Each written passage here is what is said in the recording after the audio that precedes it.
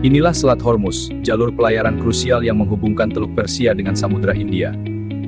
Lebih dari 20% pasokan minyak dunia melintas di sini setiap hari. Sangat vital.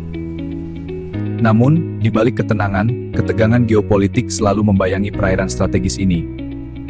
Bayangkan jika selat ini menjadi medan perang. Dunia akan terguncang hebat. Tanda-tanda ketegangan meningkat. Latihan militer intensif sering terjadi. Negosiasi damai menemui jalan buntu. Komunikasi antar negara terhenti. Pasukan dikerahkan, senjata dimobilisasi, suasana semakin mencekam. Kapal-kapal dagang mulai menghindari area tersebut. Pelabuhan sepi. Laporan intelijen mengindikasikan ancaman sabotasi terhadap infrastruktur minyak. Dunia menahan napas, ketegangan mencapai puncaknya, semua menunggu. Sebuah insiden kecil memicu kekacauan, sebuah kapal diserang. Ledakan dahsyat terdengar, langit Hormuz diselimuti asap hitam, perang pecah. Seketika, harga minyak mentah global meroket gila-gilaan. Panik. Pompa bensin di seluruh dunia kehabisan stok, antrean panjang tak terhindarkan.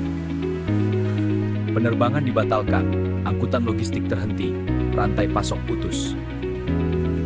Biaya transportasi naik tajam, Benar, susah belanja sekarang. Iya, masa roti segini harganya? banyak pabrik menghentikan produksi karena kurangnya bahan baku dan energi. Ribuan orang kehilangan pekerjaan, angka pengangguran melonjak drastis. Pasar saham global runtuh, triliunan dolar kekayaan lenyap dalam sekejap. Investor panik, mereka menarik uang dari bank, sistem perbankan terancam. Serangan siber melumpuhkan infrastruktur keuangan. Kekacauan digital meluas. Bank sentral mencoba menstabilkan pasar, tapi upaya mereka terbatas. Pemerintah mengeluarkan dana darurat besar, meningkatkan utang nasional. Proyek-proyek besar dihentikan, pembangunan negara terhambat. Investor asing menarik modal mereka, perekonomian domestik mandek. Kelangkaan pupuk dan bahan bakar memicu krisis pangan global. Di beberapa negara, kelaparan mulai melanda, menyebabkan penderitaan. Obat-obatan dan pasokan medis menipis, sistem kesehatan kewalahan. Pengembangan energi terbarukan terhambat, krisis energi memburuk. Pemadaman listrik menjadi hal biasa, aktivitas ekonomi terganggu. Pasokan air bersih terganggu, sanitasi memburuk, penyakit menyebar. Kesenjangan ekonomi memicu kerusuhan sosial dan ketidakstabilan. Sekolah dan universitas terpaksa ditutup, generasi muda terancam. Jutaan orang meninggalkan rumah mereka mencari keselamatan dan harapan. Tidak ada negara yang kebal, resesi global tak terhindarkan. Negara-negara berkembang yang bergantung impor minyak paling terpukul. Sumber daya global terbatas, bantuan internasional tidak mencukupi. Barang-barang esensial diperdagangkan di pasar gelap dengan harga mencekik.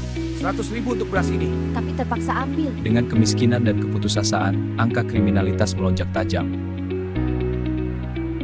Kepercayaan publik terhadap pemerintah dan institusi menurun drastis. Perpecahan politik semakin dalam. Konflik internal terjadi di banyak negara. Kelompok teroris memanfaatkan kekacauan untuk melancarkan serangan siber. Industri senjata berkembang pesat. Negara-negara mempersenjatai diri. Tumpahan minyak dan polusi akibat perang merusak ekosistem laut. Sumber daya laut tercemar. Industri perikanan lokal runtuh. Industri pariwisata yang bergantung pada keindahan laut musnah. Dampak psikologis perang menghantui generasi yang tumbuh di tengah kekacauan. Harga komoditas lain, seperti gandum dan logam, ikut bergejolak. Pengiriman barang via laut, udara, dan darat mengalami gangguan parah. Biaya asuransi pengiriman dan bisnis melonjak drastis, tak terjangkau. Banyak perusahaan dan negara menghadapi risiko gagal bayar utang. Bank-bank enggan memberikan pinjaman, mengeringkan likuiditas pasar. Nilai investasi dana pensiun anjlok, mengancam masa depan para pensiunan. Pemerintah terpaksa menaikkan pajak untuk menutupi biaya perang. Munculnya ekonomi bawah tanah dan aktivitas ilegal semakin masif. Perusahaan multinasional menarik diri, meninggalkan kekosongan ekonomi. Krisis kepercayaan global menghambat kerjasama dan pemulihan ekonomi. Sumber daya alam dieksploitasi habis-habisan untuk menopang upaya perang. Pemulihan ekonomi akan memakan waktu puluhan tahun, jika memungkinkan. Inovasi terhambat, penelitian dan pengembangan terhenti. Satu generasi muda kehilangan kesempatan untuk berkembang dan berinovasi. Krisis kemanusiaan semakin parah dengan gelombang pengungsi baru. Gangguan kesehatan mental seperti depresi dan PTSD meningkat tajam.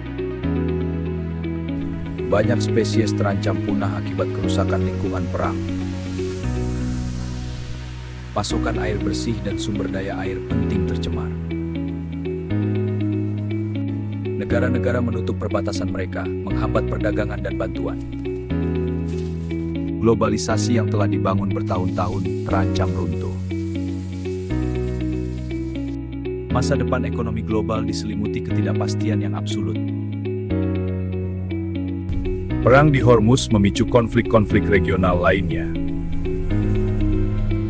Emas menjadi satu-satunya aset yang dianggap aman, harganya melambung tinggi. Bahkan cryptocurrency pun goyah, menunjukkan volatilitas ekstrem. Banyak perusahaan pelayaran gulung tikar karena risiko dan biaya tinggi. Sektor perbankan di seluruh dunia menghadapi tekanan luar biasa. Jutaan kontrak komoditas dibatalkan, menyebabkan kerugian besar. Volume ekspor dan impor global menyusut drastis, menghantam perdagangan. Investasi dalam proyek-proyek baru terhenti total, inovasi mati. Beberapa ekonomi bahkan menghadapi ancaman deflasi dan depresi ekonomi. Organisasi internasional kesulitan bertindak efektif, persatuan memudar. Anggaran militer di seluruh dunia meningkat, perlombaan senjata baru dimulai. Disinformasi dan propaganda menyebar luas, memecah belah masyarakat. Negara-negara saling menjatuhkan sanksi ekonomi, memperburuk situasi.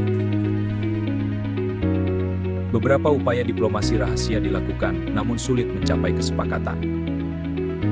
Negara-negara mencoba mencari rute pengiriman alternatif yang sangat mahal. Beberapa inovasi darurat muncul, namun tidak cukup untuk menutupi kebutuhan. Cepat, kita butuh hasil sekarang. Terus coba. Muncul tren proteksionisme dan nasionalisasi industri kunci. Generasi mendatang akan memikul beban utang perang yang sangat besar. Infrastruktur global hancur, membutuhkan miliaran dolar untuk membangun kembali. Proses pemulihan sangat lambat, penuh tantangan dan hambatan. Luka perang akan meninggalkan kenangan pahit yang tak terlupakan. Dunia yang baru muncul dari abu perang akan sangat berbeda. Pelajaran ini datang dengan biaya yang sangat mahal, tak terbayangkan.